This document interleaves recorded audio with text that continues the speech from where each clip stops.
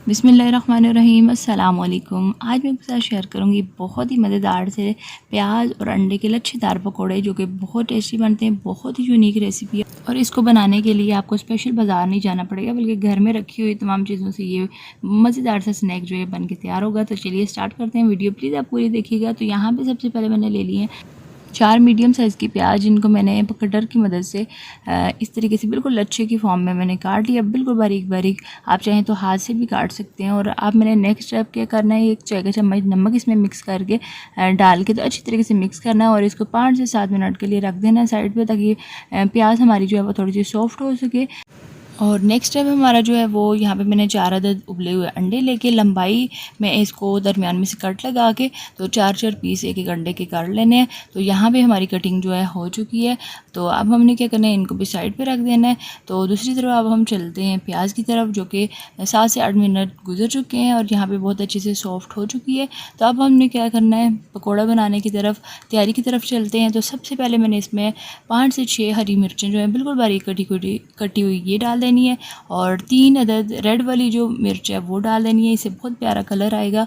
और 3 से 4 खाने के चम्मच हरा धनिया और यहाँ पे 1.5 खाने के चम्मच मैंने सूखा धनिया लेके इसको बिल्कुल दरदरा सा कूट लिया, ये मैंने इसमें शामिल कर देना है। 1 चाय का चम्मच कूटा हुआ सफ़ेद ज़ीरा मैंने शामिल कर दिया है। आधा चाय का चम्मच सुरख मिर्च मैंने इसमें शामिल कर दिया है और साथ ही साथ 1 चाय का चम्मच मैंने कुटी हुई लाल मिर्च ले ली है। और इसके बाद जो है ना, यहाँ पे मैंने 1 कप के करीब बेसन लिया है। अच्छा, जितनी प्याज होगी ना बेसन आप उसके लिहाज से डालिएगा। तो साथ ही साथ यहाँ पे मैं भूल गई थी डालना, 1 चाय का चम्मच जो है ना मैंने चाट मसाला डाला है, बहुत अच्छे से टेस्ट आएगा। तमाम चीज़ें शामिल करने के बाद अच्छे तरीके से हमने इसको मिक्स करना है।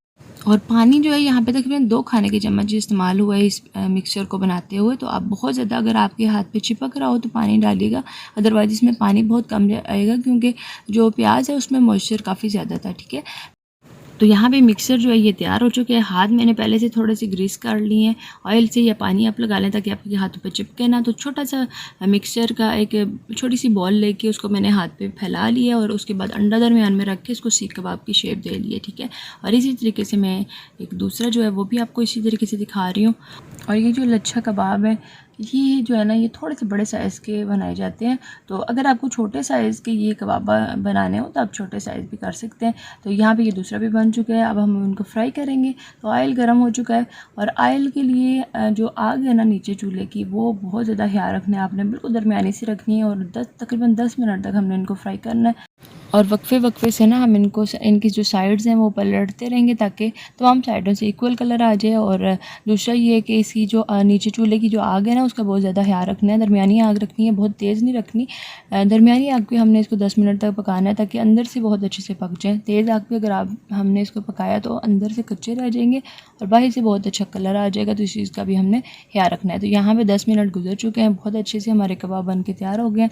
और ये यहाँ पर मैंने इसको डिश आउट कर लिया है। और बहुत ही मज़ेदार से ये कबाब या पकोड़े, जो भी आप इनको नाम देना चाहें, मज़ेदार से तैयार होते हैं। तो आपके सामने बहुत ही कॉमन चीज़ें हमने इसमें इस्तेमाल की हैं, लेकिन टेस्ट में ये बहुत मज़े के बनते हैं। तो इसके साथ ही फिर मैं आपसे इजाज़त चाहती हूँ। वीडियो को प्लीज़ लाइक और शेयर ज़रूर करिएगा।